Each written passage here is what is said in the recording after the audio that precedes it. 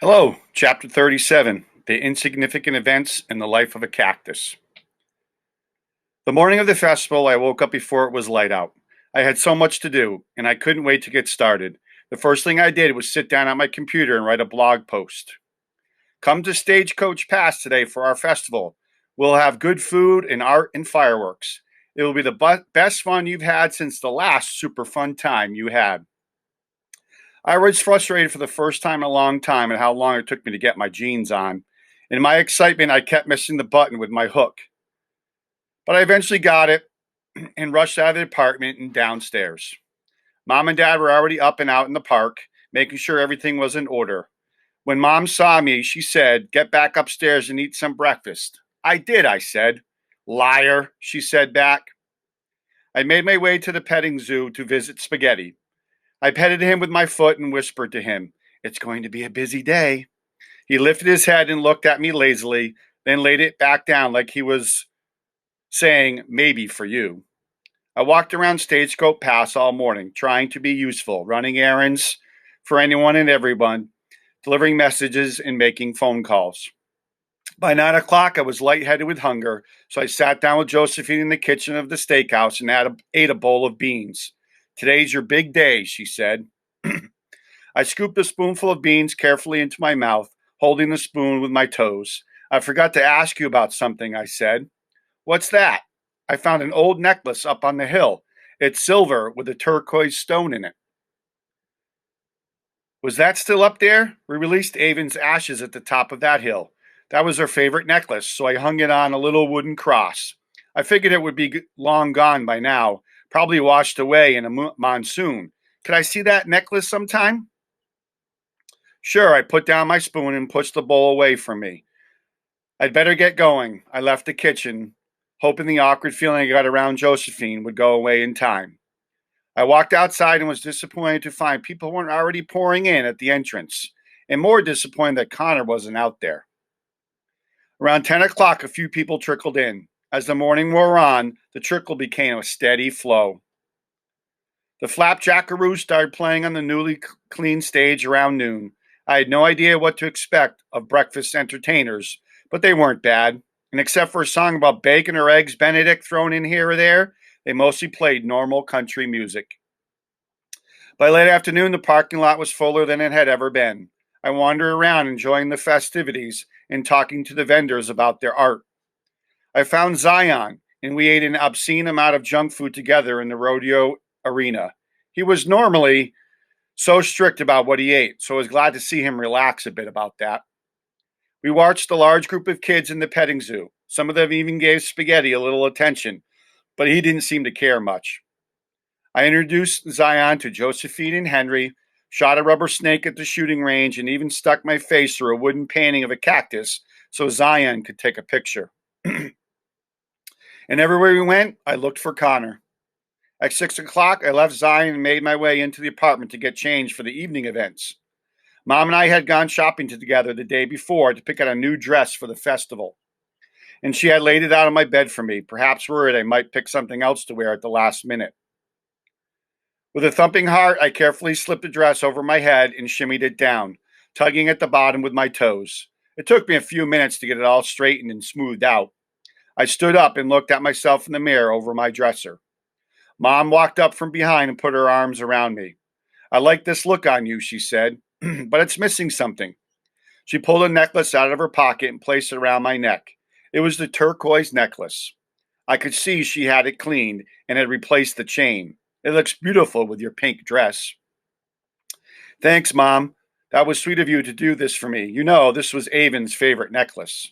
"Was it? Well, then, it's extra special, isn't it?" She squeezed my shoulder. I gazed at myself in the mirror, wondering if I was really going to go out in front of other people looking like this. "You know," Mom said, "I heard there are a lot of people out there who came today because of your blog." I looked at her. "My blog?" "Yep, they said they love it." "I don't know why. I don't have anything very interesting to say." Mom cupped my cheeks in her hands. "You, Avon Green, are the most interesting person I know." She kissed me on the nose. As I walked toward the door, she said, "Would you like a sweater, Avon? It might get a little chilly tonight." I shook my head. My shoulders have been covered long enough. They need to breathe. She walked to me, slipped a finger under one of my spaghetti straps, and snapped it. Yes, they do.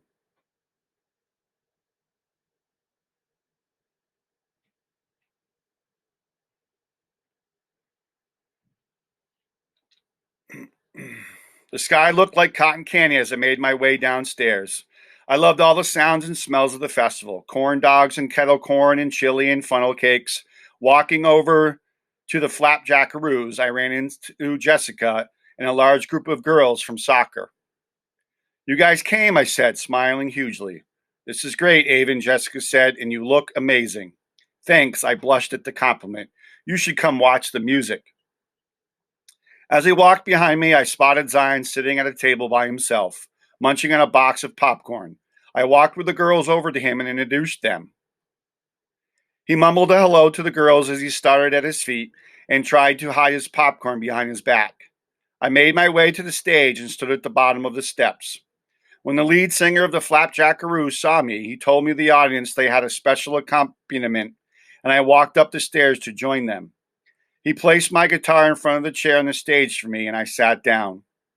But it wasn't my guitar. It was a guitar we had found in the storage room, hidden under the old desk. It was the guitar that had belonged to my mother. It had been cleaned, repaired, and restrung. I looked out into the audience and saw my parents watching me. Mom put her fingers to her mouth and blew me a kiss.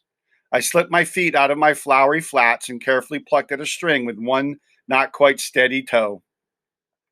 We played Tumbling Tumbleweeds, which I had been feverishly practicing all week, even though my part was quite simple. A large audience formed to watch as we played, and I saw that all their eyes were on me in my strappy pink dress, me in my mother's necklace, playing my mother's guitar, me with terribly flushed cheeks, beaming as a lead singer winked at me while we played. I looked out into the crowd and saw Jessica and the other girls watching me with excited faces. I saw Zion smiling and waving, and I nodded back. I saw my parents, arms around each other, swaying to the music. I saw Josephine watching me from the very back of the crowd. She had a painful look on her face, and I wondered if she was thinking about her daughter. I tried to imagine how hard it would be for a woman who had been in her position, having just lost her only daughter, already getting on in years, as she has put it. I thought about what Connor had said. She probably truly believed she was doing the best thing for me.